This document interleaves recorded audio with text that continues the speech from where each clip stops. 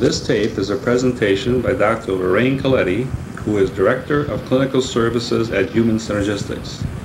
She will discuss the causes of stress and the relationship of thinking to our state of health and well-being.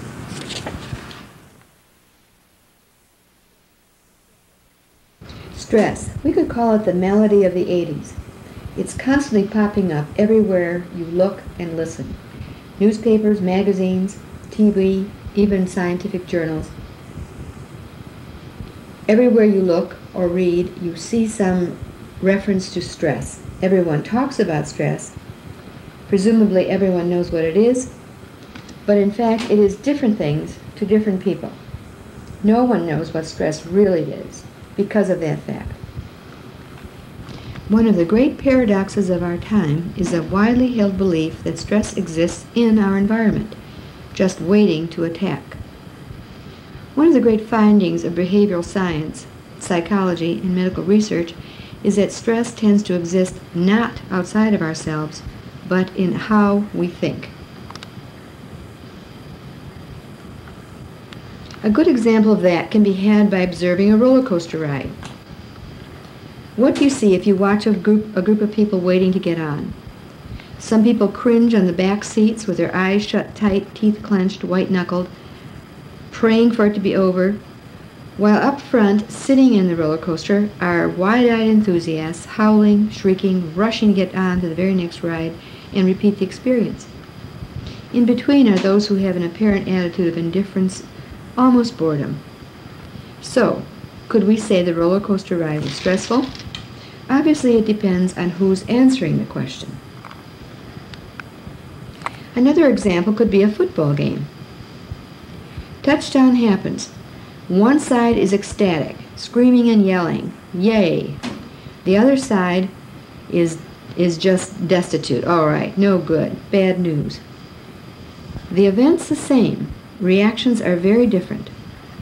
One side is experiencing eustress, positive stress, eu coming from the Greek word good. The other side is experiencing distress, bad or negative stress. The most important conclusion is that stress is determined not so much by any external event, but by the individual's perception of it. We say stress is an inside job. There's a variety of definitions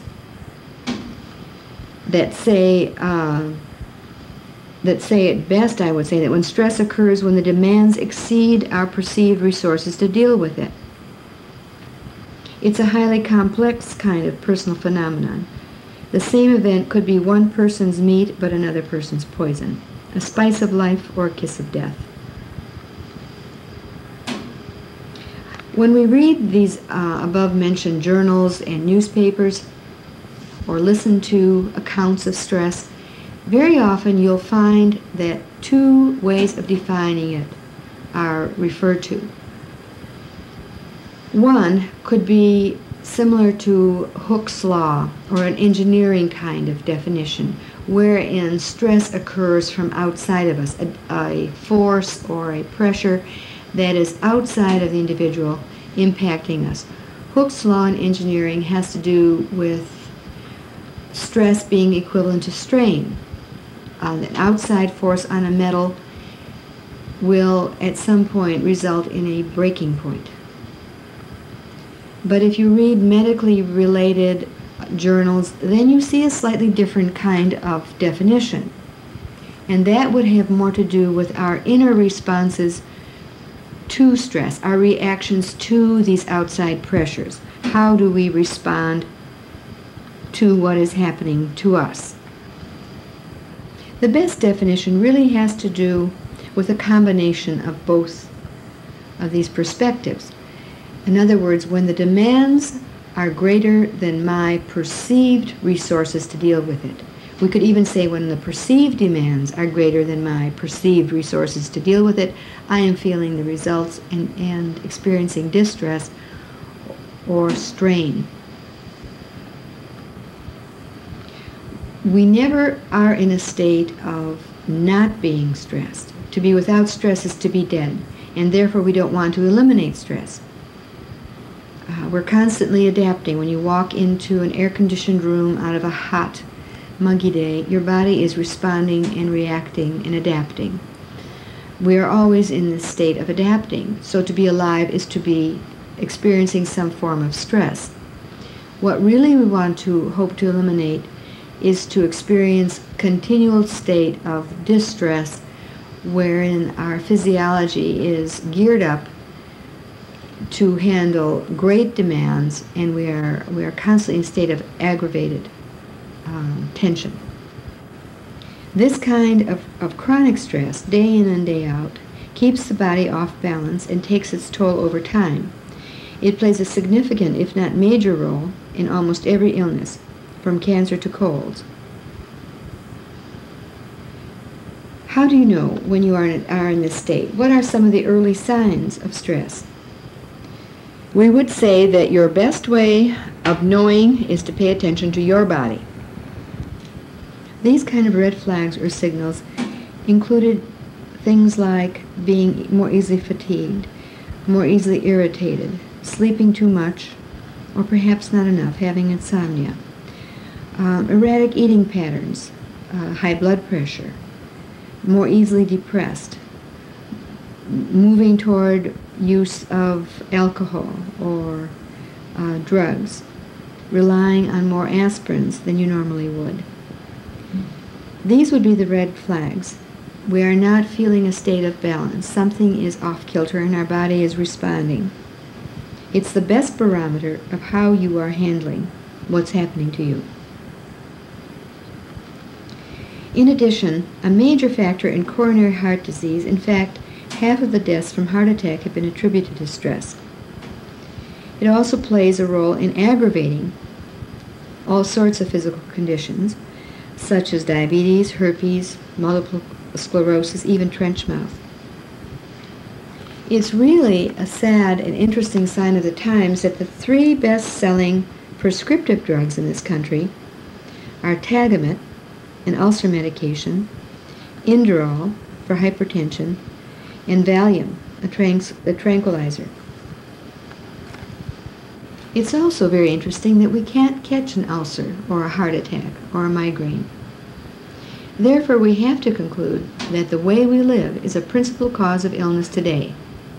It's a drastic wearing force, a genuine disease of our time. It isn't the frequency of difficult events that produce stress, but how we think about them and act as a result of them. That's the most important thing to consider. The thought pattern in a person's head has a great deal to do with the level of stress experienced. For example, a promotion in one individual might produce an abnormal fear of failure, distress. In another, it could be seen as an opportunity to achieve something new, an exciting challenge, eustress. This processing of stress is involved in everything that we do in our lives. It impacts our mental, emotional, and even physical well-being. If we take a look at what is the system that keeps us well and healthy, it's our general immunity system. That is impacted first and foremost by our age. The older we get, the more affected our immune system is, and the less strength we have in this area. Outside of that factor, then we need to look at how do we keep ourselves and the immune system well and healthy. And we find that 3 important areas are concerned with immunity. The first and foremost is the food that we eat, the nature of the food. If you're living on a diet of junk food, you certainly are not going to be fueling up your system very well and will be at some risk. The second area that's important for our immune system has to do with the way we behave. Burning the candle at both ends, again, puts us at more risk and does not keep our immune system functioning at peak capacity. But the third category, and the most important one, has to do with the nature of our thinking. Research has shown that our immune system can be accelerated, can be made more profoundly strong or can be shut down by the nature of our thinking. Our research at Human Synergistics impacts this fact to the degree of 38%. 38% of our state of health and well-being can be impacted by the nature of our thinking. This fact is only recently being attested to, again, in the medical and research fields. If we look at historical records, then going back to Galen, we notice that 2,000 years ago, this early physician noticed that women with breast cancer were more depressed than the general female population, and in fact he called them melancholic. Hippocrates was also interested in the psyche and soma, mind and body relationship, and he made early associations with states of mind and physical health. This continued throughout the years, with mind-body relationship being given equal kind of status until we enter the age of Descartes. In the 16th century, the philosopher Descartes developed the idea of a separation of mind and body. What Descartes did seemed similar to separating the egg yolk from the white, divorcing the mind and the body, and after that the correlation between personality and disease seemed less and less valid. The body was merely a machine that the mind drove around, a model that today inclines us to search through terminal wards of hospitals for spare parts. If the transmission of your car breaks down, you take it out and put in a new one. If your heart breaks down, you take it out and put in a new one. But although the correlation between personality and disease tended to be officially ignored, it was not entirely lost. Gradually, the medical community began to recognize the mind's ability to affect the body in a few disease states. The classic psychosomatic complaints like ulcers, asthma, and hypertension, and this wedge opened up the field. Recently, however, more research has been done during the past 10 years on the brain, and especially the brain-body connections, than ever before in history. The conclusions are really exciting because they're putting our control for our own health and well-being back into each individual's hands. If you look at recent literature in the field, you might conclude that all states of disease or health are to some degree psychogenic. The four major categories of disease in the United States today, cardiovascular disease, cancer, arthritis, and respiratory disease, are increasingly seen as psychogenic. Then, if virtually all disease states have a psychogenic origin, the question becomes not just why there has been a rise in stress-related disorders, but also why one person contracts a disease and another does not. Why does a 2-pack-a-day smoker get lung cancer and another one not? Again, I think we need to go back and look at the immune system and the factors that keep that well and healthy. And when we looked at the nature of our thinking as being one of the areas that we have some control over, then we need to look at what kind of thinking process exerts the most control. Where do we find the life-denying versus a life-affirming kind of behavior? And how does that work? Man is the only animal that perceives time, and our civilization is marked by a continually faster and faster speed. Look at England 100 years ago. They ate the same as we, probably a lot more, and exercised less, weighed more than we do, but didn't have as much heart disease.